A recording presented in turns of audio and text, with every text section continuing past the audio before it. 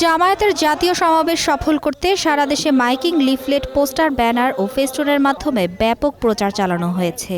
এ উপলক্ষে পাড়া মহল্লায় মিটিং ও মিছিল চলছে। বাস লঞ্চের পাশাপাশি বরাদ্দ নিয়েছে কিছু বিশেষ ট্রেন।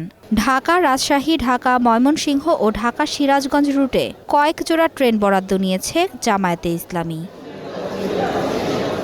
মহাসমাবেশ ঘিরে জামায়াতে ইসলামীর নেতাকর্মী ও তাদের কার্যক্রম ঘিরে চলছে সাজ সাজ রব।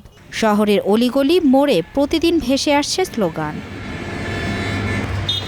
শুধু প্রচারেই নয়, মাঠের প্রস্তুতিতেও রয়েছে ব্যাপক আয়োজন।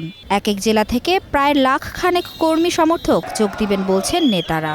তাদের জন্য প্রস্তুত রাখা হয়েছে হাজারেরও বেশি যানবাহন, বাস, ট্রাক, বাইক সহ ব্যক্তিগত গাড়ি নিয়েও অনেকে হাজির হবেন সমাবেশে। স্মরণকালের সর্ববৃহৎ জনসমাবেশ আগামীকালকে ঢাকার সোহরাওয়ার্দী উদ্যানে হবে, যার সাক্ষী হওয়ার জন্য আমরা এই সমাবেশে সবাই অংশগ্রহণ করব। আমাদের এটা খুব ভালো লাগতেছে যে ঢাকায় অনেকদিন পর খোলা আকাশের তলে আমরা বসে একটা মহাসমাবেশ করতে পারতেছি। শুক্রবার জুমার নামাজের পর অনেক স্থানেই বের হয় তাদের দাওয়াতি মিছিল। তাতে অংশ নেন বিভিন্ন স্তরের জামায়াতের নেতাকর্মীরা। সাধারণ মানুষকে সমাবেশে যোগ দিতে জানানো হয় আহ্বান। যে 7 দফা দাবির ভিত্তিতে জামায়াত এই মহাসমাবেশ করছে, এই 7 দফা দাবি জাতির সামনে স্পষ্টভাবে তুলে ধরা হবে। এই দেশ মেরামত, দেশ গঠনের জন্য আশা করি এই জাতীয় সমাবেশটা একটা মাইল ফলক হিসেবে কাজ করবে ইনশাআল্লাহ। জামায়াতের 7 দফা দাবি সম্বলিত জাতীয় সমাবেশ সফল করতে সবার প্রতি আহ্বান জানান নেতারা।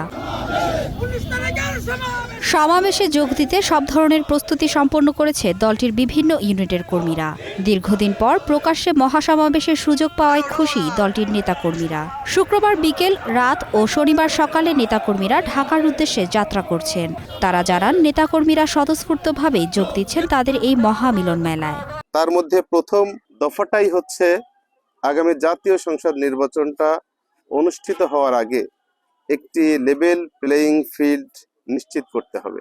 নির্বাচনের লেভেল ফিল্ড তৈরি, পিআর পদ্ধতিতে নির্বাচনের দাবি সহ 7 দফা দাবিতে রাজধানীর সোহরাওয়ার্দী ময়দানে এ সমাবেশ করবে জামায়াত। এরই মধ্যে সব প্রস্তুতিও শেষ হয়েছে দলটির। Mithila Anju, star news.